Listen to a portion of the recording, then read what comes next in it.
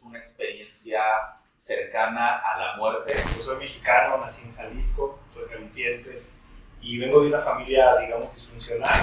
Mi abuela y mi mamá pertenecían a una iglesia evangélica. Y entonces, así como de repente podríamos estar estudiando temas de la Biblia sobre Egipto, sobre mayas, olmecas, mexicas y eso. ¿Qué tal? Excelente tarde. Pues aquí estamos una vez más en tu video podcast, El Buscador. Y por ahí dice una frase que el que busca encuentra, y la realidad es que en esta ocasión el universo me ha sorprendido de una manera muy grata. Estuve buscando entre personas que conozco, a personas que hayan vivido experiencias cercanas a la muerte y demás situaciones que de pronto nos son difíciles de explicarnos de manera lógica y racional.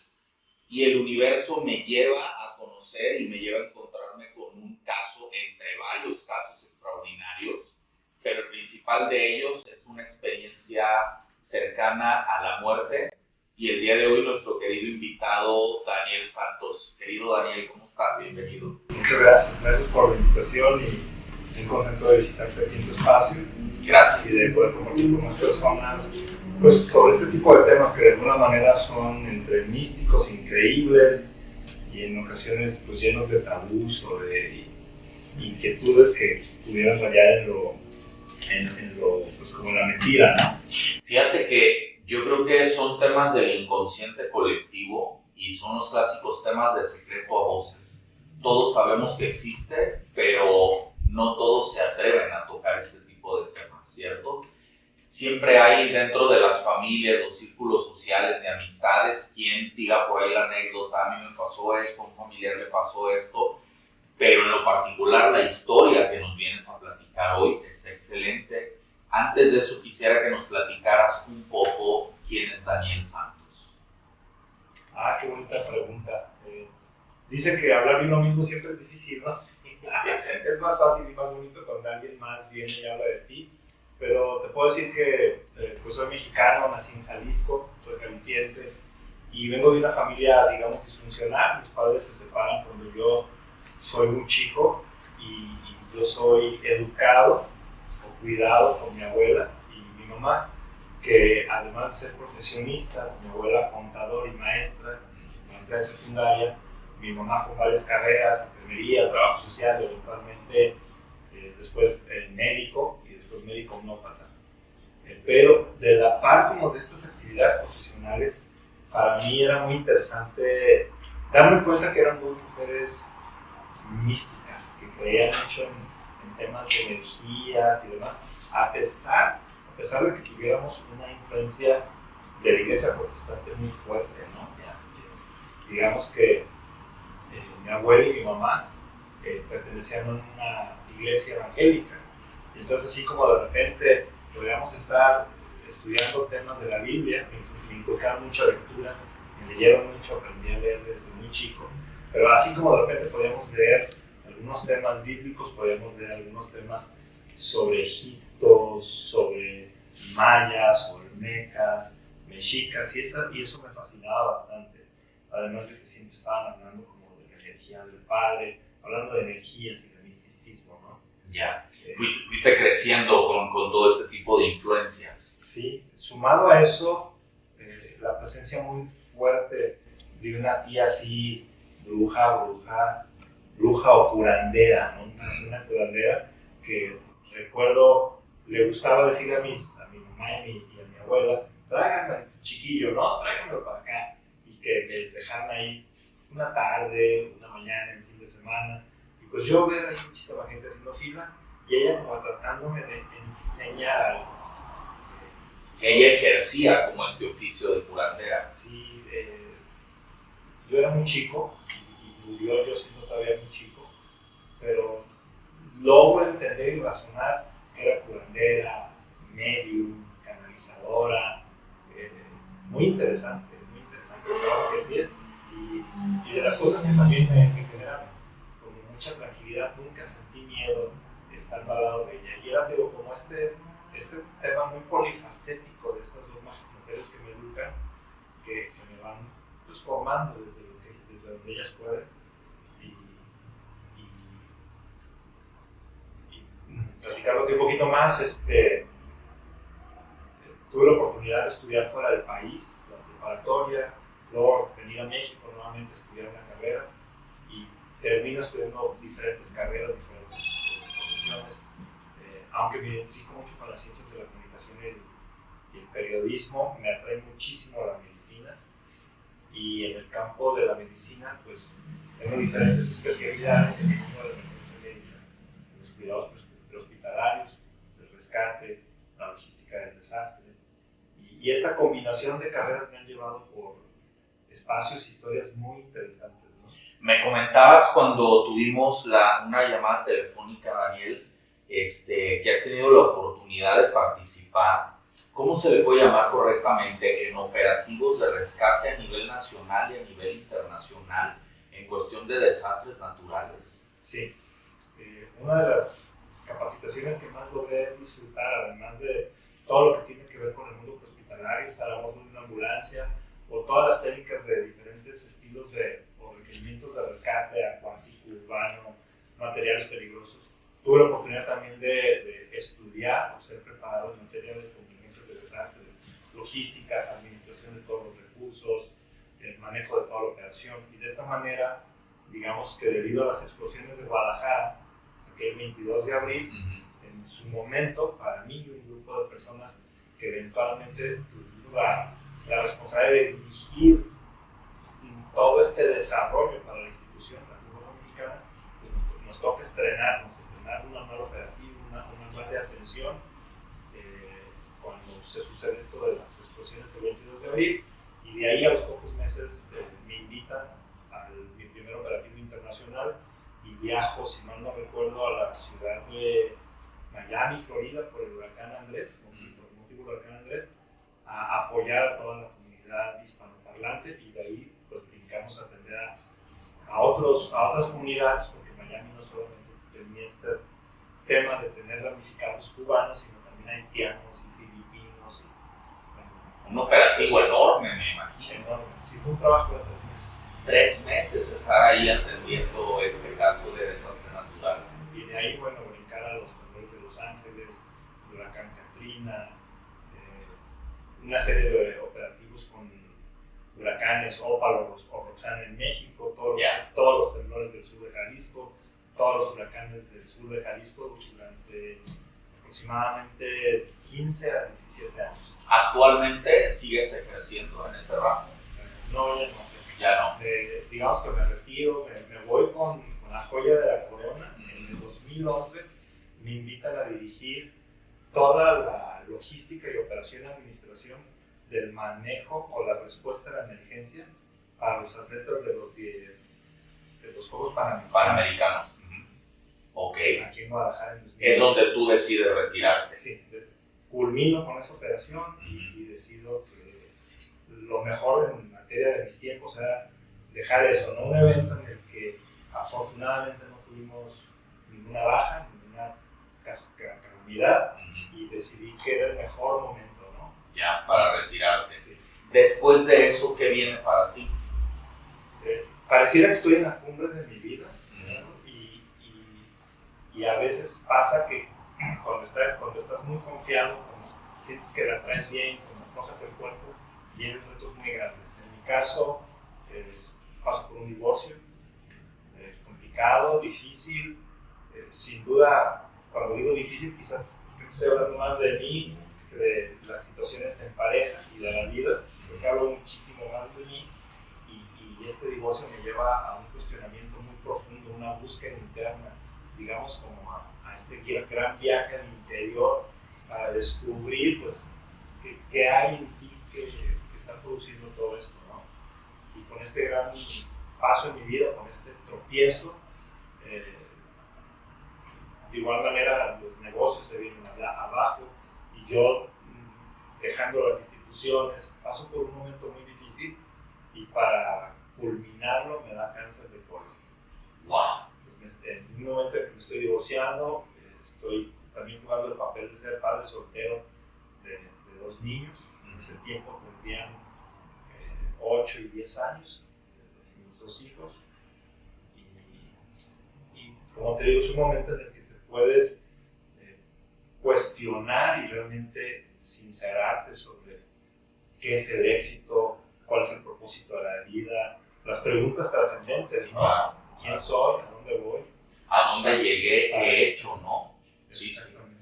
Sí, preguntas que me parece que todos en algún momento nos detenemos a hacernos y que creo que son preguntas que nos llevan a replantearnos nuevamente el que sigue o ahora el que quiero. Sí, definitivamente un momento en mi mundo en el que yo no tenía rumbo, no tenía sentido nada. ¿Qué edad tenías para ese entonces? Rondaría los 50 o 51 años. Ok.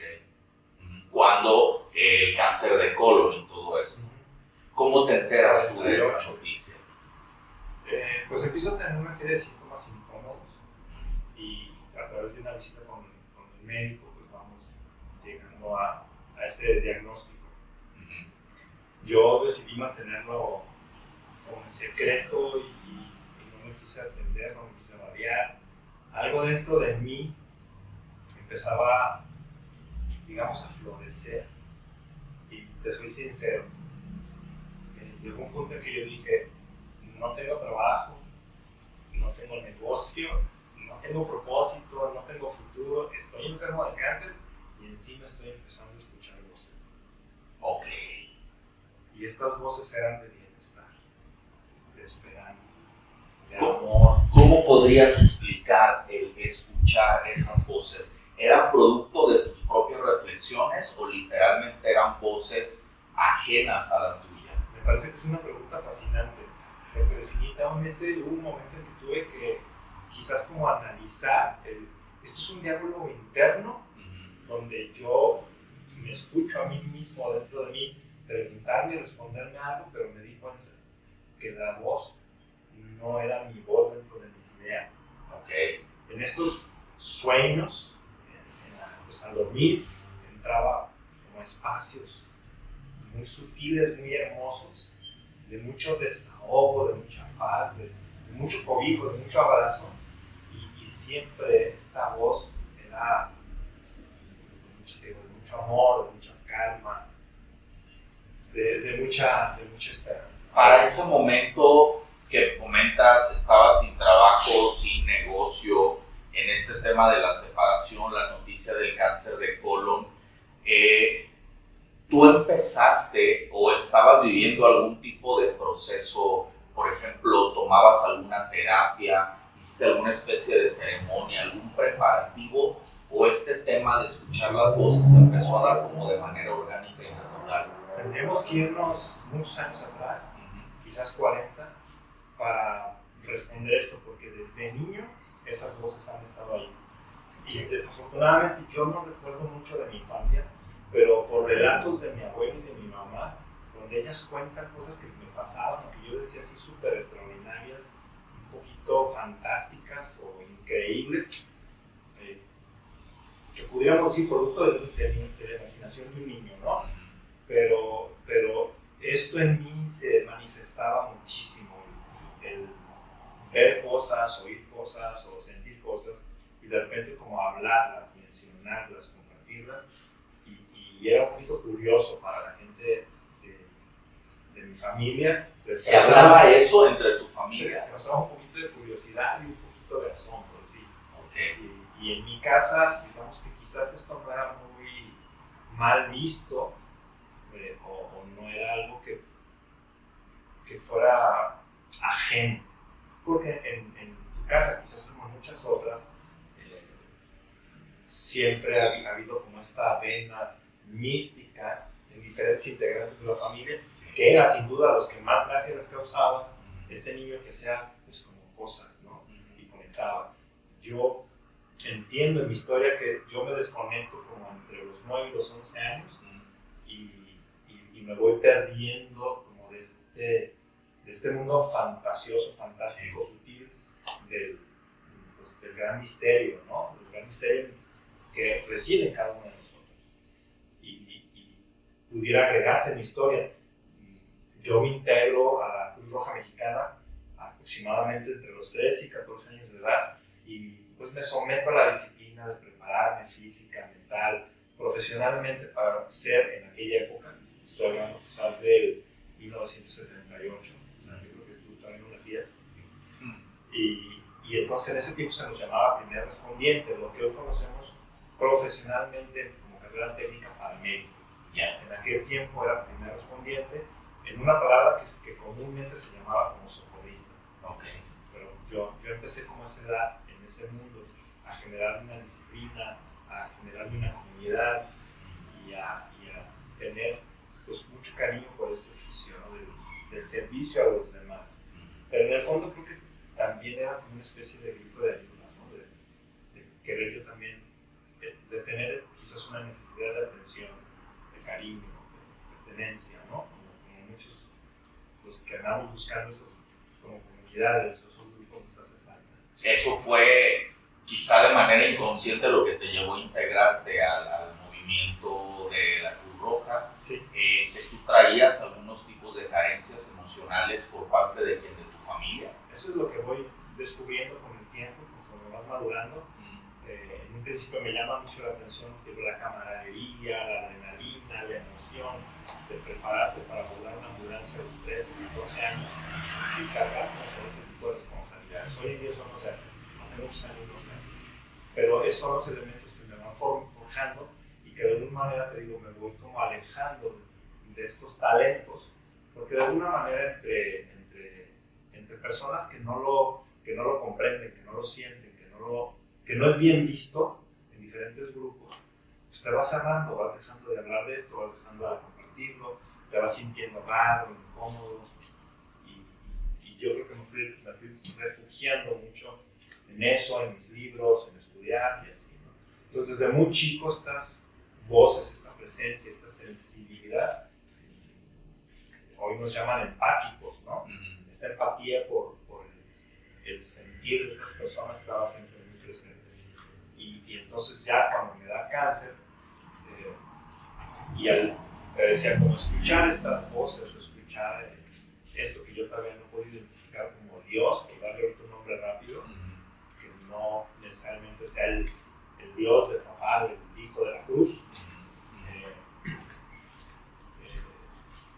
me hacía sentirme realmente muy confundido, pero en ese sentir, en esa conexión tan hermosa, yo decido o yo interpreto no buscar una solución médica, no radiarme, no tomar medicamento, y me la juego y digo, pues bueno, vamos a ver a dónde me llevo. Si me meto, trato de meterme más a la comunidad cristiana a la que yo pertenecía.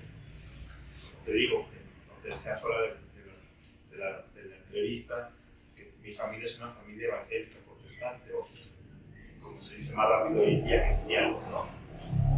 Y yo trato de refugiarme en esa palabra, en esa oración, en ese canto, en ese estar cerca de la comunidad, pero nada de lo que buscaba ahí me resolvía. Me resolvió obviamente mi miedo a morir, mi miedo a qué va a pasar con mis hijos, toda esta incertidumbre que de alguna manera estaba generando lo que hoy conocemos como ansiedad, ¿no?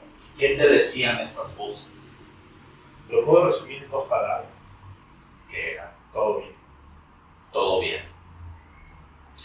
Hay otra parte de tu historia, no sé si es antes o después de este tema del cáncer de colon que nos platicas, en donde dices que entras en el mundo de las medicinas ancestrales. ¿Fue en qué momento? ¿Antes, después o en el proceso del cáncer? En ese proceso del cáncer y como buscar respuestas ya fuera de la iglesia o la comunidad cristiana, de alguna manera las personas cercanas a mí y relacionadas como al mundo místico prehispánico, pues me empiezan a promover, me empiezan a invitar, oye, vente, vamos a Temazcal. Qué experiencia más impresionante, ¿no? No resonó conmigo, pero qué experiencia tan grande. Ven, vamos a fumar, o vamos a trabajar con el abuelo tabaco, en la chanupa, pues ahora sí que el nahual, ¿no? Sí. Y fui como recorriendo en esos caminos tan claros y tan marcados que se iban abriendo, y y donde yo iba como descubriéndome o redescubriéndome, reconectando. Y entonces un día, o mejor dicho una noche, llego a un evento invitado por alguien que considero como mi hermana, que es parte de la familia, a pesar de no ser sangre, y llegamos a un evento en el que iban a compartir una medicina antigua y ancestral, y ella siempre por años me decía, es que tú estás desconectado de tu esencia, es que todos los caminos que has recorrido son muy lindos, pero no es el tuyo. Y yo, entre que me burlaba de ella y de pues, sus talentos y sus dones, que son muy hermosos, entre que me burlaba, pero también me sorprendía de las cosas a veces que me tocaba escuchar, a compartirme mucha sabiduría, mucha conexión con el universo, con la tierra, y por eso es que la seguía todas las loqueras a las que me invitaban. Y el caso es que termino llegando a una sesión, a una ceremonia de Hikuri, dirigida por un abuelo que con el tiempo aprendí que era un Maracame. ¿Qué es un Akame? Maracame. Maracame, ¿qué es? Es un guardián de la medicina del Hikuri, que dicha en términos de Radio Pasillo sería peyote. Okay. Esto es un abuelo de la Sierra Wixárika, del mundo wixárika, de la nación wixárika, un abuelo que andaba visitando Jalisco y me toca poder participar en esta sesión en la que siempre he dicho, yo sentí que no me pasó nada. Yo vi a los participantes disfrutando, purgando, liberando, que es la parte quizás dificilita de las medicinas, hoy lo entiendo, pero la mayoría terminó esta velada maravillados, contentos con lo que el abuelo, la medicina mostró, y para mí era como una total decepción y enojo. Toda la relación, enojo. No experimentaste nada. Espantoso. Una actitud horrible, ¿no? Y controladora. Y llegué a pensar del abuelo, del Maracame, así de, mira, se durmió, o sea, qué irresponsable, aquí hay gente pasándola mal, lo veía yo como quizás desde un ángulo médico, ¿no? Aquí hay gente pues, que está pasándola físicamente mal y no les están haciendo caso, ¿no?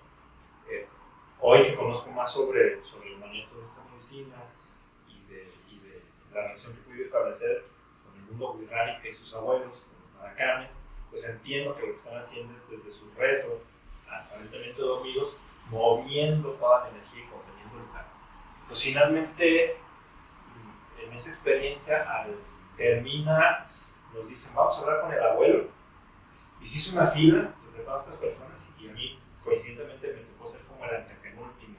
Entonces hice una fila larga, porque el abuelo habló con cada uno, te dedica mucho tiempo, y cuando yo por fin me toca, siento que quiero como sacar mi cuaderno de notas y decir, oiga, traigo la cabeza hecha bolas, el corazón roto y estoy enfermo, ¿no? O sea, con victimizarme, compadecerme. Y cuando me siento al lado de él, muy emocionado de escuchar qué me tendría que decir esta autoridad, esta sabiduría, me dijo en un español muy mocho, eres un hombre muy enojado. Ups, no te puedes morir así. Volteé hacia atrás y dijo, ¿otro? Y me paré así como, ya vete. Wow. Sentí mucho más impotencia, más enojo. Me sentí burlado y engañado. A las semanas, curiosamente alguien me habló de otra medicina y dije, no, estas cosas es como un fraude, es como... Y empecé a hablar es como una droga, con mucho desconocimiento y con mucha ignorancia. Pero muy inteligentemente este amigo mío, un gran constelador, y entiendo todo esto de constelar, Reiki, Feng Shui, entiendo muchas técnicas porque me ha encantado estudiarlas o conocerlas, además de todo lo del mundo de la medicina de emergencia. Y me habla de una medicina que te arrebata por completo el control de la mente, te arrebata totalmente el pensamiento y te deja conocer a Dios. Me dijo que esta medicina pertenecía a una cultura enclavada en el desierto de Sonora. Y entre más me hablaba como de estas bondades mentales y emocionales, yo más reflexionaba y decía, pues eso es lo que yo he leído en el budismo, en el taoísmo, pues en la Biblia, en el Popol Vuh, yo quiero eso, ¿sabes? Eso es lo que estoy buscando, estoy en esa búsqueda. Y con mucha humildad me tuve que rendir a decir, por favor denme la información de dónde puedo yo obtener eso, ¿no? Sí. Y si te hago el resumen, conocí esta medicina que es la del desierto de Sonora, conocida como el sapito de Sonora. La recibo de manos de un terapeuta muy listo, muy preparado, en un consultorio. En privado. En privado. No fue grupal. Y una persona muy preparada que después de varias entrevistas, digamos que cubrió todas las bases de mis inquietudes, de mis miedos, de mis necesidades. Su última pregunta ese día de las entrevistas me dice, ¿hay algo que me ocultas? ¿Te estás muriendo? Y le dije, no, todo lo contrario, quiero vivir.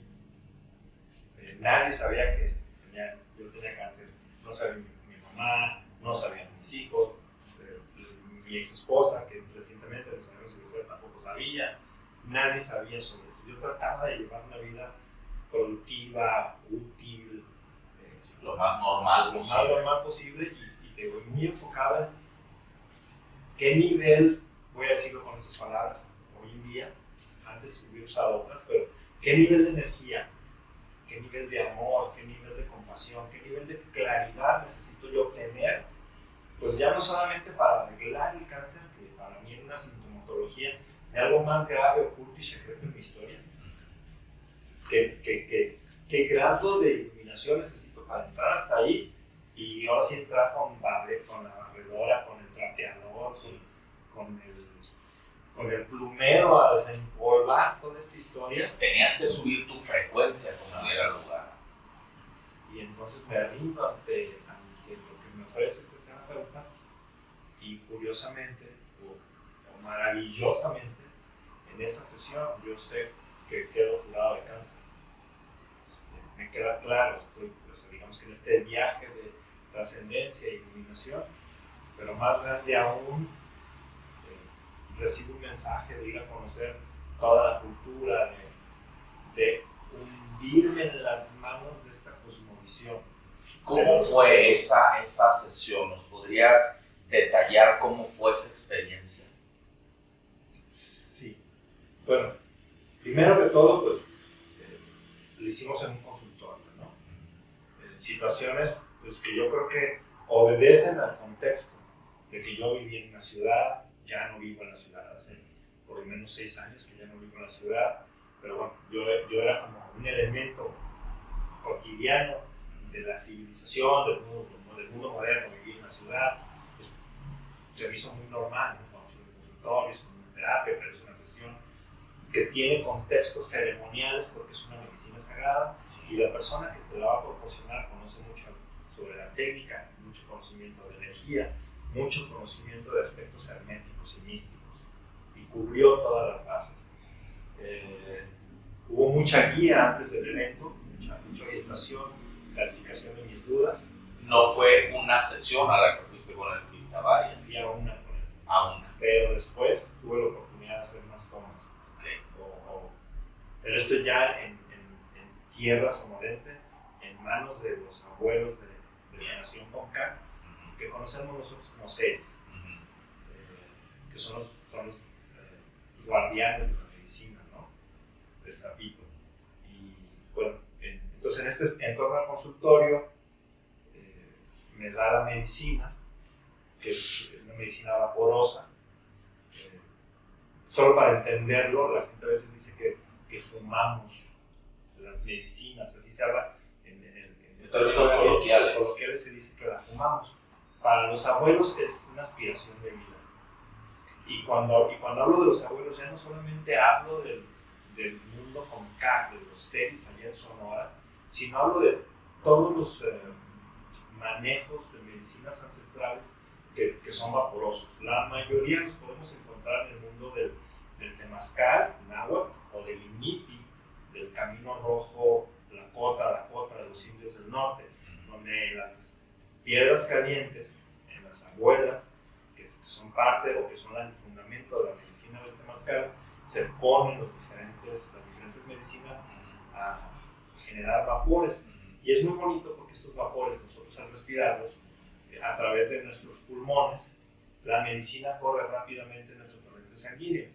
Dicho modernamente, sería como ponernos intravenosas, como si nos inyectaran estas medicinas, ¿no? Cuando las tenemos en estos aromas. Sí. Y de ahí, por ejemplo, viene la aromaterapia, ¿no? Bueno, entonces, todas estas medicinas que son a ellas tienen este principio de que son medicinas muy efectivas porque corren rápidamente en nuestro torrente sanguíneo. De tal manera que pues, se me explicó todo lo necesario para en ese momento hacer una aspiración de este vapor para contenerlo en mis pulmones y pudiera correr por mi torrente sanguíneo. ¿Tuviste miedo? Muchísimo, y justamente te iba a platicar eso. Okay. Me estaban explicando como los últimos pasos previos a, y recuerdo claramente las palabras, que este ejercicio era un ejercicio en el que teníamos que perder el control, soltarnos y fluir. Curiosamente yo como orador público, motivador, dentro del marco de la iglesia o corporativo, muchas veces hablé de fluir, muchas veces hablé de entregarnos, muchas veces hablé de este tipo de palabras que parecen tener mucho poder, pero no sentido cuando estamos en un escenario, y me di cuenta que las hablaba huecamente. Ese día me di cuenta porque yo dije, realmente nunca he aprendido a fluir, realmente no sé qué es rendirse. Realmente lo que yo entiendo claramente es cómo tener control sobre todas las cosas en la vida. Me gusta tener el pie sobre el cuello de las cosas, de las situaciones. Sí, eso es lo que le da seguridad a nuestro ego al final. Aparente seguridad, ¿verdad? Sí, al ego. Finalmente me dijo, esto va a actuar en segundos y te vas a tener que soltar para que no luches con ello. Por dentro pensé, no sabes con quién estás hablando. Esta cabeza tiene demasiada preparación, eso viene a como a romper el rompecabezas para reordenarlos nuevamente. Y yo dije, pues no sabes con quién estás hablando. Yo creo que esto no me va a funcionar. Me pidió que intencionara esta medicina. ¿Cuál es mi intención? Y en silencio, digamos que le pedía a esta medicina, le pedí, déjame entender porque yo no entiendo. Quisiera entenderme porque yo no me entiendo. Yo no pedí, me quiero curar de cáncer, yo no pedí, quiero ser exitoso, yo no pedí, quiero ser famoso. Solamente déjame entender mis pasos porque ya me trajeron hasta aquí y no entiendo nada de a dónde voy, de dónde vengo, qué quiero. O sea, parece que soy exitoso, parece que hay grandes resultados, pero mi vida es caótica, o sea, todo es como muy superficial, todo está sostenido con palitos y curitas, ¿no? Entonces, por favor, déjame solo tener sentido, porque no me quiero ir, no quiero trascender con esta confusión dentro de mí. Y entonces aspiré con ganas, tomé este vapor, lo aspiro por boca, que es como se debe hacer, y en segundos siento cómo me desintegro. No sentí miedo, sentí terror. Sentí terror a desprenderme del ego, a desprenderme de lo que yo pensé que era y siempre sería, y de todo lo que das por sentado en la vida. ¿Cómo fue esa sensación de sentir que me desintegro? ¿Cómo la podrías explicar? Sí, creo que lo he planteado en tres formas. Una es sentir que te haces vapor o neblina. Es muy extraño. Como si fueras de arena, sería la segunda explicación, y te desbarataras. Sí. Y la tercera creo que es la más práctica de entender. ¿Alguna vez te has subido un tobogán de esos gigantes? Sí. ¿De esos que te llevan en una alberca? Sí. La última sensación es como esa. Como si cuando te dicen, bueno, las manitas adentro, sí, no tienes el control de nada. Agarrados, no metan las manitas, sí. Solo déjese ir. Y una vez así me subí a uno en Acapulco, que eran de los más grandes en México, ¿no? Sí. Lo podría comparar con eso, es como, ¡wow! Que vértigo, no tengo el control, Sí. no sé a dónde voy, No sé a puedo dónde. parar.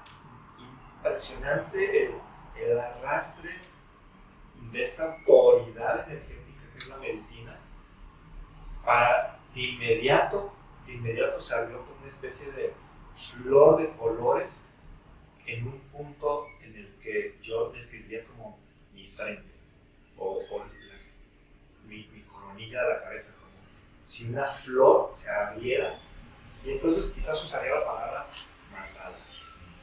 Y colores y figuras geométricas como yo pudiera, como si representáramos un mandala, y de sentir este terror y este wow del jalón, fue como wow, qué increíble, qué hermoso, cuánta paz. Desapareció el terror. Y desapareció el terror en ese momento. Como que lo trascendiste el terror. Como que fue solamente un umbral que atravesaste, ¿no? Fue solo cruzar el miedo. Y lo desconocido. Entonces todo empezó a cambiar, todo fue mucha paz, mucha calma. Llegué a un lugar que con el tiempo, visitando a los abuelos allá en Sonora, a las autoridades espirituales de la tribu Concaco de Osiris, me explicaban que en una de las etapas de mi experiencia llegué a un punto donde todo es sabiduría, desde donde, digamos, ellos entienden que se construye el universo, lo material, ese puente entre lo invisible y lo visible. Y en este espacio donde yo flotaba, sentía que, digamos, como si el universo me dijera, ¿tú qué quieres? ¿No? Aquí es donde yo me encargo de hacer todo. Ya, el principio creador, ¿no? Y entonces los abuelos me decían, eso es como el equivalente a darte cuenta que cuando estás ahí, como entras es lo que creas y entonces es lo que recibes. Como entras. Y bueno, yo ya llegué ahí sin miedo, sin lucha, rendido, vencido totalmente de lo que esto me quería mostrar. Y entonces ahí se puso, se volvió hermoso. ¿Viste algo más? Sí. ¿Hablaste con alguien? Pude ver mi historia. Pude reconocer, digamos, los errores de la infancia, de la adolescencia. Yo no creo en la adolescencia, pero solo para que la gente que nos hace el favor de vernos en sus equipos encuentren el marco de tiempo, ¿no? Vi temas de mi infancia, temas de mi adolescencia, pero ahora los veía y los sentía desde una paz, desde una calma, desde un cobijo tan impresionante que literal creo que dentro de mí algo decía, mi voz, no otra voz, mi voz decía como lloraste tanto o te quejaste tanto de esto cuando no tenía caso, no tenía peso, no era importante, pero decidiste cargar con esto y por eso ahora estás enfermo. Wow. Y entonces todo tuvo sentido, fue como cuando eres niño y estás en el kinder y vas a ser niño que juntan los puntitos para luego llenarle de colores. Sí. Bueno, eso sentí que pasó. En resumen, fue como poder juntar todos los puntos de mi historia, darle color, darle mejor formas. Y yo te diría que con eso yo ya me estaba sintiendo que ya había logrado mi objetivo. Sin embargo, parecería que sentí como si fuese arrastrado, jalado a otro espacio, a otra forma energética, y entré como en el túnel de luz. Y pensé, no, ya, hiciste mal, te equivocaste, la regaste. No debiste de haber hecho esto. Te estás muriendo. El juicio. Te vas, empezar a recorrer este túnel de luz. Pero iba lleno de confianza, iba libre, iba fluyendo, iba libre. Y allá adentro, mi entendimiento me hace pensar que llegué a lo que llamamos el cielo. O sea, crucé Samadhi, llegué a Nirvana, wow. Y ahí estaba, ¿no? Creo que en mi cabeza, lo digo de broma, creo que dije algo así como, oh Dios, y la respuesta fue, sí, ¿qué te ofrece? Ok. Y nuevamente me sentí como lo que sucedió con el abuelo británica, que yo quería como sacar mi lista de oye, tengo inquietudes, y me dijo, no es necesario, te conozco toda la vida. Y en esta configuración de lo que llamaríamos el gran misterio, Dios, pues no es lo que conceptualizamos como humano, ¿no? solamente era una luz radiante muy hermosa, blanca, muy plateada, o plateada, muy blanca, que de alguna forma me tocó. Y vi como yo no tenía cuerpo, pero vi como si mi cuerpo se iluminara, ¿sabes?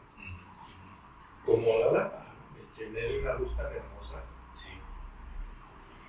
Y definitivamente dije, no, ya, pues ya me curé de cáncer, ¿no? O sea, sí, o sea, Tuviste esa certeza. tuve esa certeza.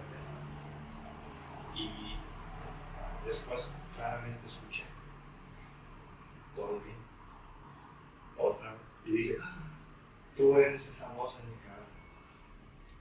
Tú eres esa voz que responde mis lamentos en la noche, cuando me lamento estar enfermo de cáncer, me lamento por no tener trabajo, me lamento por no poder tener comida en la mesa, o comida en el refri, o me lamento por haberle roto el corazón a mi expareja, me lamento por todos mis errores. Y es esta voz la que viene en mis noches a cobijarme, a darme esperanza, ¿no? La que te dice todo bien. Todo bien. Pero agregó que me fuera al desierto, que conociera la medicina, que él era la medicina, que la compartiera. Y entonces yo empecé a cuestionarme, pero mi libro, pero mi camino, mi iglesia, pero mi camino en esto, o mis intereses en mis negocios. Y simplemente me dijo, sígueme y te sorprenderé, sígueme y te maravillarás. Déjame hacer una pequeña acotación, porque acabas de llegar a un punto que en mi historia fue muy polémico en algún momento. Hay una etapa de mi vida en la que yo estoy en una crisis económica, emocional, existencial, recién separado, hijos pequeños. Estoy yo en un departamento totalmente vacío, el departamento, estoy yo sentado en el suelo quejándome con Dios amargamente, ¿no? Porque yo, ¿sabes? Llega mi hermana y me regala un libro que se llama Conversaciones con Dios. ¿Ya? Bueno, llega mi hermana, me regala el libro y mi hermana me dice, yo no lo he leído, pero en cuanto lo vi me acordé de ti, no sé por qué, te lo dejo. Yo agarro el libro, veo Conversaciones con Dios y volteo a ver a Dios y así como, todavía no te acabas de burlar de mí, ¿no? Agarro el libro y lo aviento así en el piso, mi hermana se va. Acorto la historia, abre el libro, no tenía nada más que hacer más que seguirme lamentando de mi vida. De la primera a la última página, yo creo que me aventé 2 o 3 días máximo en terminar de leer el libro. Cuando yo termino el libro, yo escucho una voz textual, que me dice, tú trabaja para mí y yo te resuelvo lo demás. Fue tan real, y ese testimonio nunca lo había platicado, nunca lo había compartido, porque esto que me estás diciendo, yo lo viví. En una ocasión, en una reunión familiar, yo platico este testimonio y una persona me dice, no es cierto, no fue Dios el que te habló. Y yo, en mis adentros pensé, yo sé que fue Dios. Pero me dice esta persona, no fue Dios, porque Dios no hace pactos con los hombres. Fíjate bien qué puertas estás abriendo, porque no fue Dios quien te habló. Ocurre algo muy curioso con el uso de las medicinas ancestrales. Cuando yo tuve mi primera experiencia de ayahuasca, yo vi a Dios, lo vi. Quien lo haya vivido lo entenderá, quien no lo haya vivido lo dejo a su criterio. Pero cuando uno vive esas experiencias, hay una certeza profunda en el corazón que aunque el mundo te diga, no lo viviste, estás loco, estabas alucinando, Hay quienes me han dicho incluso, ¿por qué vas a drogarte con la ayahuasca? Y hay algo en mi corazón que dice, va mucho más allá y no te lo puedo explicar. Y me atreví a interrumpirte, Dan, porque así como tú escuchaste esa voz, esa noche yo escuché esa voz que me dijo eso. Tú trabajas para mí y yo me encargo de lo demás. Se generó en mi corazón una certeza tan grande que al día de hoy ese pacto se ha cumplido de alguna manera.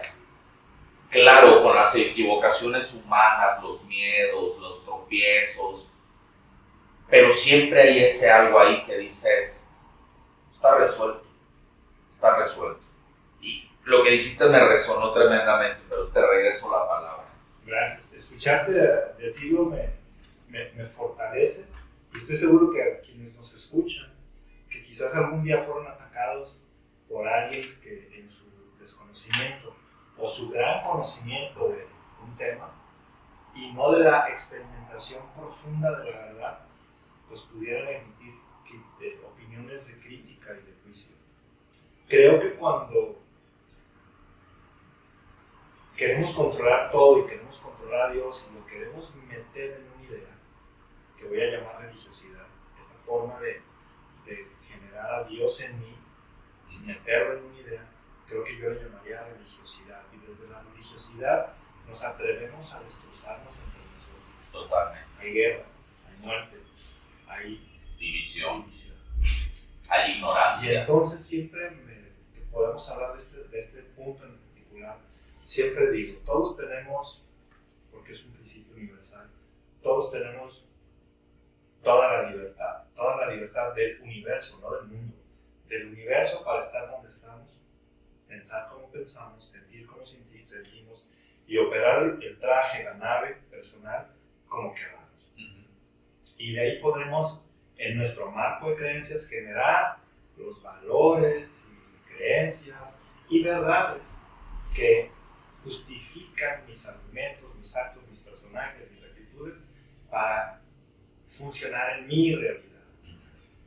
Sin embargo, cuando dejamos de ser tan homo sapiens y empezamos a ser un poquito más conscientes, mi verdad se ve forzada a conectar con una verdad más sutil, voy a decir, más homogénea, más real, más constante, mientras que en el ego, en la mente, en la psique, todo es como picos de sierra, todo es muy inconstante y es lo normal por el nivel de energía que contenemos y utilizamos, sí, que es muy limitada, al grado de que morimos, ¿no? Sí. Morimos en cuerpo, en mente, pero en lo sutil del espíritu dentro de nosotros, habiendo conciencia y al ir conectando con más eternidad en nosotros, pues conectamos con mayor nivel de energía, es más constante y esa verdad nos hace conectarnos a verdades más hermosas en las que todos los que hemos podido hacer ese recorrido conectamos como en este tejido, dirían los grandes abuelos, en este tejido de los caminos del misterio, en el que sin importar si fue el abuelo Hikuri, la abuela Ayahuasca, la inocencia de los niños santos, o la fuerza del sapito, dentro de los misterios, no importa quién los lleve, lo importante es que nosotros nos podamos responsabilizar o nos podamos verdaderamente abrazar de esta verdad, sí, y podamos caminar en nuestro solitario, pero también de la mano de los otros, para seguirnos apoyando en esto que, como tú dices, puede generar crítica o disgusto en otras personas. Digo todo esto producto de que a mí un día pues, me pidieron que me alejara de la iglesia, sin duda, digamos, no perdí amistades, pero esto fue provocando que personas que no piensan y sienten en base a lo que yo estaba viviendo, pues se fueran alejando, ¿no? Pero igual, fue atrayendo, fue acercando a otras personas a mi mundo y a mi universo y mis resultados también fueron un gran sustento de esta historia, ¿no? Porque yo dudando todo esto, dudando si lo que estaba viviendo era real. Me cuestionaba mucho. Hay una cosa en la psicología que seguramente conoces que se llama el impostor. Sí, por supuesto. Y yo decía, no, espérate, yo soy empresario, gran paramédico, gran logístico, Sí. he tenido restaurantes, mi propio programa de televisión, hablo en público, he hecho radio, he hecho cine, he hecho... Sí, don ego, ¿no? Ajá. Ujú. Que voy a hacer el desierto de Sonora, ni sé a dónde voy, ni con quién voy, y renegué mucho de este mensaje, pero me alegré mucho te diría, una de las sintomatologías que a las pocas días de haber tomado yo la medicina, yo dejé de sangrar. Wow. Y luego, bueno, el oncólogo me dice, ¿no? Como al mes, pues, ¿qué hiciste? Y, pues, ¿qué te digo? No sé, no hice nada, ¿verdad? Obviamente, no me dices. Claro. Me dijo, pues vas muy bien, habrá que verte en 4 meses y a ver qué pasa, ¿no? Y yo, que por dentro seguía pensando, voy, no voy, o sea, ¿qué tan real es esto que yo experimenté y qué tanto es una alucine, qué tanto es mi ego queriendo manipular esta información? Y yo pensé que con toda esa llenura que yo tenía, yo pensé, voy a utilizar esta gran batería que depositó esta medicina en mí, la voy a usar para otras cosas. Pues te quiero decir que todos estos planes se vinieron abajo y en solo 2 llamadas telefónicas, se me abren las puertas para entrar a la nación seria. Wow. Que es un núcleo muy cerrado, tiene su propio gobierno, su propio ejército. Son muy lindos, pero también son muy celosos de sus costumbres, su cultura, su cosmovisión, su tierra. Y cuando vas para allá y no vas con los ojos adecuados, lo único que vas a ver es desierto, calor, mugre, no tienen agua potable, no tienen drenaje, esto es una porquería. Pero cuando vas con los ojos correctos, estás en el Edén, estás en el paraíso. Sí, tal cual. Estás rodeado de estos seres tan mágicos, tan cósmicos, y cuando te dejan conocer sus corazones y te dejan entrar a sus casas y conoces su historia, que es, pues, por cierto, un misterio, es un secreto, mucho se ha dicho, no, ellos ni saben de la medicina, pues si supieran te lo dirían. Para empezar. ¿No? O sea, por eso es un misterio. Y entonces, en todos mis viajes para allá, Ese es en Sonora. en Sonora, durante yo creo que 2 años y medio estuve yendo a Sonora o viajando mucho con ellos en toda la República y en ese tiempo pues fui descubriéndome en su humildad, en su fortaleza y en su carácter. Yo también fui descubriéndome, ¿no? ¿A qué Y cosas? entregándome a lo que me estaba mostrando el camino. ¿A qué cosas tuviste que ir renunciando en ese caminar? ¿Hubo cosas que tuviste que dejar? Siempre lo digo de una manera muy ostentosa, ¿puedo? Sí. Pues dejé de usar Gucci y Armani. Bien. Para empezar a usar jeans y guaraches. Bien. Más todas las comodidades egoicas de las que nos vamos haciendo, ¿no? Pero curiosamente, en otra mano, dejó de haber como este andar de salto de mata para tener para la chuleta.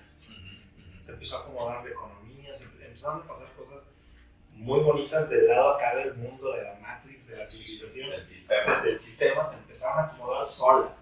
Entre estos viajes que yo hacía, a aprender de ellos, a seguir recibiendo medicina. ¿Qué otro tipo de medicina recibiste, además del zapito? ¿Puedes decirlo? Sí, claro. Con el tiempo, pues fui al cobijo de la abuela ayahuasca, al cobijo de los niños santos, a la revelación que te dan los niños santos. Eventualmente pude volver a tomar Hikuri un par de veces, pero mi camino se ha visto muy, muy bendecido a través de lo que me muestra la medicina del zapito, el otak, en la lengua de ellos, y en aproximadamente lo que, no quiero decir que esto sea lo normal, lo común, o es para todo el mundo. Para mí, lo que los abuelos, lo que hicieron conmigo fue maravilloso, y nos tomó casi 2 años y medio, 2 años, hice 9 tomas de medicina, y cada toma es una revolución y encontrar un camino, y trabajar en tu interior con mucha responsabilidad en este proceso de autodescubrimiento, de autoobservación, de dejar cosas atrás, de soltar y soltar lastres, curar tu historia y abrirte un nuevo camino, ¿no? Abrirte una nueva forma de vivir fuera de todos estos conceptos, criterios o creencias con las que damos por sentada la vida y creemos que así debe de ser. Y te das cuenta que hay culturas que están aún más dañadas que la nuestra en ese estilo tajante de es que tiene que ser así la vida. Totalmente. Cuando no. Al final, digo, la pregunta que te voy a hacer está muy castigada para toda la experiencia que has de haber tenido en aquel momento, pero ¿en qué resumirías tú el conocimiento máximo que tuviste? Yo fui ahí y entendí qué o aprendí qué. Entre tanto morir, que es uno de los temas que más te atraen, o atraen a la gente que nos hacen el favor seguramente de vernos, en tanto morir con la medicina, pero también morir en la vida física, creo que podría decir, alguna vez pregunté, estando de la mano de unos seres muy avanzados, visitando ciudades muy avanzadas, en frecuencias fuera de lo que llamamos 3D, 4D. Alguna vez pregunté en este multifacético grupo de energías, ¿tú quién eres? Y me dijo ancestral.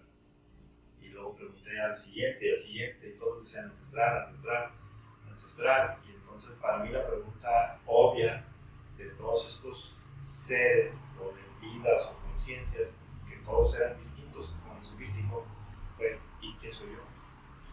¿Qué soy yo? O sea, porque yo, digamos, pertenezco a la raza humana. Sí, claro. Y estos no son humanos. ¿O es la idea que tienes? Es la idea que tengo, ¿no? Digo, porque nos podemos meter al tema de la alteración genética y ahí nos vamos a aventar 5 programas. Sí, fácil. Y entonces, bueno, yo con mis dos hélices genéticas, que decimos que somos humanos, parientes del chango, por 4% no, y me dijeron, tú también eres ancestral, y lo que entiendo a la velocidad del pensamiento en esta comunicación no verbal, que es telepática, sí, tú sabes, sí. y todos los que han caminado por esos espacios lo saben, entendí que cuando estamos completos, en el estado humano es cuerpo, decimos, ¿cómo decimos? Cuerpo, mente y espíritu. Espíritu, ¿no? Bueno, yo entendí que somos cuerpo, emoción, mente y espíritu. Cuerpo, mente, emoción, espíritu. Y de esto mucho hablan, por ejemplo, los maestros del bosque. Okay. Los druidas y los vikingos hablan de estos 3 elementos humanos y un elemento espiritual rodeando. Bueno, entiendo, esa es una de las cosas que se me hacen muy bonitas, que en esa ancestralidad, en esta información genética que nosotros tenemos. Permítame interrumpirte. Ancestral, entiendo por un espacio del no tiempo. No ancestral de que, no, pues tengo 1000 años o 2000, no. Son frecuencias que se manejan en un espacio del no tiempo y conceptualmente en el lenguaje humano es a lo que llamamos ancestral. Sí, en el que está todo enclavado en ti. Sí, claro. O sea, que es una composición de este ser presente, único, individual, que a nivel genética tiene una herencia de información que es universal y que data hasta el inicio de los tiempos en ti, en mí y en todos los que nos ven, pero que además tenemos un capullo espiritual esperando a florecer dentro de nosotros que contiene información universal, ya no digamos como de la tierra, porque ahorita somos humanos.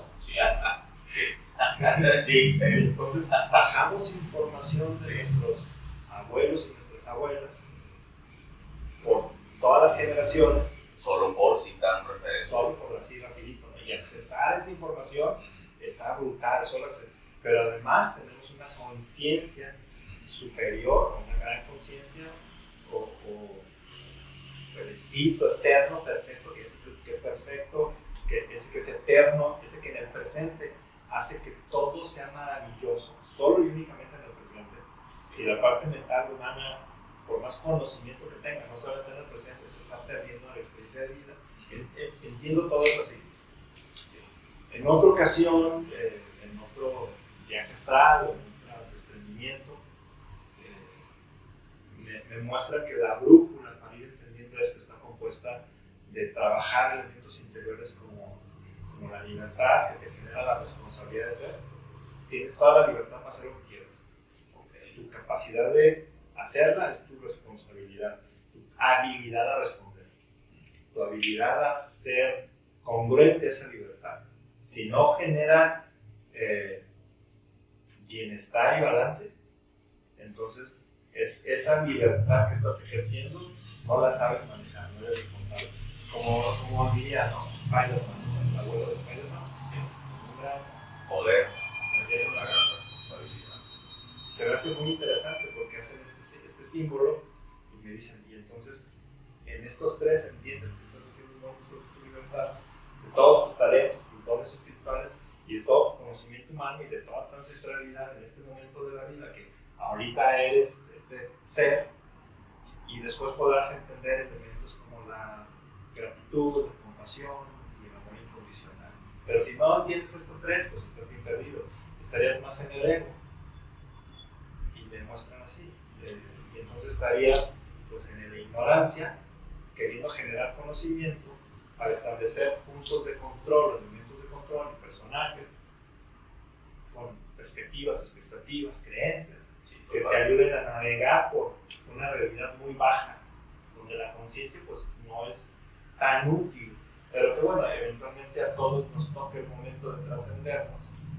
Y es donde la mente o el estado humano se va a dar cuenta que solo vino aquí a desperdiciarse, que no encontró su propósito. Y si te dijera lo último, tratando de poner todo así en, como dijiste, puntos muy, muy claros, muy breves, Ya sé, oye, parece que solo falta que pase la Virgen en un desfile acá afuera. Quiero hacer una acotación, Dan. Caramba. Yo estuve practicando, soy un muy mal practicante de la meditación. He de confesar que para mí el tema de la disciplina en este tipo de cosas estoy muy peleado con eso. Pero luego a veces me toca la de tener que rendirme y me obligo a ir a meditar, ¿no? Por aquellas gentes que dicen que me las doy de muy espiritual, es todo lo contrario. Para mí el tema espiritual es una pelea diaria, porque hay muchos asuntos ahí. Sí, yo tengo una versión de eso. Sí. Hablo igual con mi versión. Dime. Ok, ¿a qué voy? Porque me edificas mucho, me refrescas, me quitas peso y me das otra vez sentido, ¿sabes? Sí. Estás hablando, me dices que te llega esta información o te están dando esta información y tú haces este signo con la mano. Y luego adreno. Ok, algo así presentí. Voy a explicar por qué. En una de las meditaciones que estuve practicando hace un tiempo atrás, que de hecho fueron meditaciones grupales, al estar yo sentado meditando, mis manos de manera automática empiezan a hacer símbolos que yo no conozco, yo no sé qué son, no sé qué significan, no tengo idea. Algunos símbolos que recuerdo era uno de una pirámide aquí, un símbolo, ¿va? Ok. Número 2, mis manos hacen esto y se entrecruzan y yo me descubro haciendo la meditación y cuando abro los ojos veo que mis manos están de esta manera. Y hay testigos de esto porque después yo lo platiqué con varias personas y fue como, oye, me pasa algo extraño cuando medito, mis manos hacen símbolos. Recuerdo particularmente este y este. Cuando tú estás compartiendo esta información, tú haces este símbolo y te me quedas mirando, como diciendo, o es lo que yo interpreto, tú sabes. Y yo dije, empieza a sonar a casualidad, pero luego haces el símbolo con la otra mano. Y a mí se me viene la imagen de cuando en la meditación mis manos solas hacen esta forma. Hay cosas extrañas que están pasando. Claro. Eso era lo que quería compartir. Oye, qué bonito lo que acabas de decir. La mayoría de los que de alguna manera nos hemos trascendido somos pues, rebeldes sin causa. No puedo generalizar, pero sí, en su mayoría somos rebeldes, revolucionarios, nos gusta nadar contra la corriente, somos salmones. Pero lo diría así, con mis palabras. Cuando dedicaba mi tiempo a querer encontrar a Dios en los libros, al gran misterio, o sea, insisto, no estoy hablando necesariamente de Elohim, Yahvé, Rafa, ¿no? Y de la gran conciencia. Hablo de la gran conciencia, de la conciencia avanzada. Y siempre me topaba con una pared en mí mismo que yo decía, es que se requiere un nivel de disciplina y un grado de entendimiento y práctica sobrehumano, ¿sabes? O sea, yo veo en las diferentes religiones, con mucho respeto, gente súper preparada, que vienen aquí y nos dan 10 vueltas, ¿eh? Sí. Nos calman, sí. Sacan su libro o de memoria, y yo digo, no, yo puedo hacer eso. Sí. No, qué increíble.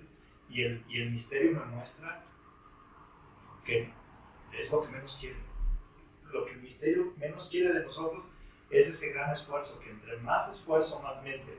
Totalmente. O sea, más alfa. Sí. Entonces, si fuéramos a hablar de frecuencias y de neurociencia, más alfa, más repetición, la frecuenciación alfa en el hipotálamo, en los dos lóbulos cerebrales, y podemos en otro programa hablar de toda esta neurociencia y electrobioquímica, ¿no? que es el que te aleja del aquí y el ahora, del fluir, de estar en constante percepción de la sabiduría y no del conocimiento, que es a lo que me llevaba, y yo empecé a hacer estas señas, estos símbolos, estos mudras, dependiendo desde dónde lo queramos abordar, pues para los que nos ven en sus casas digan, espérate, es que yo he visto eso, como el meme, ¿no? Sí. Y sé que te lo estoy haciendo a él. Porque lo hemos visto, ¿no? Lo hemos visto en las iglesias, en las católicas, por todo el mundo, por toda Europa, el Cristo haciendo esto, o en los grandes templos egipcios, ¿no? Sí. O en las grandes meditaciones, lo hemos visto en Buda o en Krishna, ¿no? Sí. Que para ellos es Om, ¿no? Om. Que Om es el resonar de nuestra caja torácica, pero que en términos de vibración, Hertz es la creación, es el estado de la creación, ¿no? Bueno, y digamos, como a mí me lo muestran, solo es para que hagas como una estructura mental, porque yo así soy, en esta parte humana mía, necesito tener una estructura mental y necesito responsabilidad, libertad, responsabilidad, armonía, bienestar, gratitud, amor incondicional, vida eterna, ¿no? Aquí, el cielo y la tierra, tú eres el cielo y la tierra, y de acá de este lado sería ignorancia, miedo, conocimiento, control, crisis, caos, que es donde yo estaba, caos, ¿no? Y entonces frecuencias bajas. Y entonces, pues cuando logras congeniar tu humanidad con tu divinidad y estás en ese equilibrio y estás en toda tu forma, pues entonces eres un ancestral. Cuando hablo con los abuelos allá en Sonora, me dicen,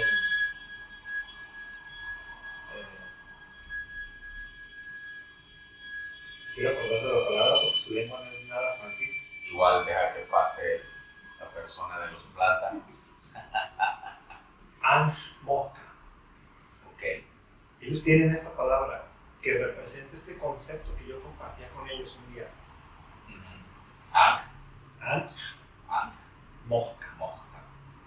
O sea, yo hablaba de este concepto en el que somos humanos y divinidad, y entonces nuestra herencia, nuestra información de nuestros abuelos, pero también la información del universo y la tierra. Y cuando allá hablas del universo y la tierra y ves el cielo, porque no hay nada en kilómetros, en horas a la redonda, pegados al mar, al lado de la isla más mágica de México, donde más avistamientos ovnis hay, donde se habla que habitan todavía gigantes y donde no ha vivido nadie desde la conquista de México, un lugar súper místico. Y yo les platico esto y me dicen, mosca. A eso nosotros usamos. Y yo digo, ¿quién les dijo? O sea, ¿qué libro leíste? O sea, Claro. ¿a qué universidad fuiste, no? Sí. Porque yo cuando leía metafísica, y te insisto, todo lo que había leído en este interés de conocer la gran conciencia, de descubrirla en mí, y en su momento te decía, para yo tratar de ser extraordinario, por todo lo que creía que pedía el misterio de nosotros a cambio, y resulta que no te está pidiendo nada a cambio. Solo quiere que te rindas, pues. Es muy irónico porque uno llega a creer que mientras más tú sabes, más iluminado te vuelves.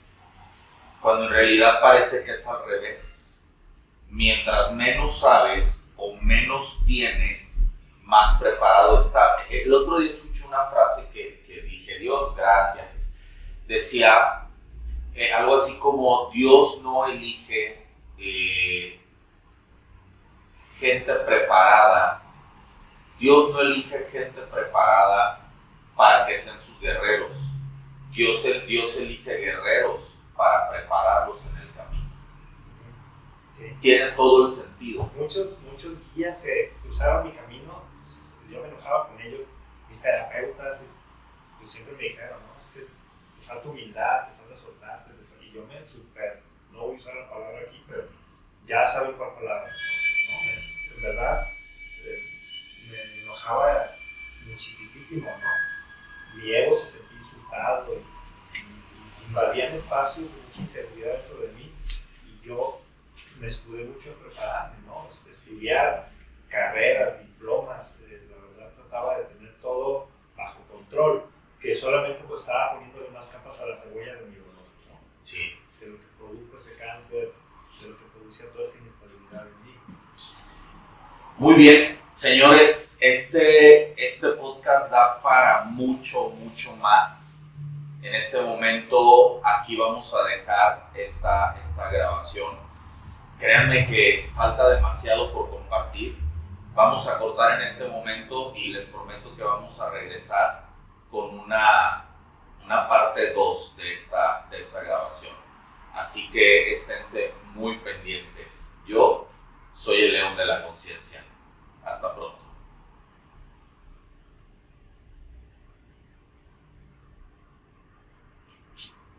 ¿Listo? ¿Qué? ¿Tienes inconveniente?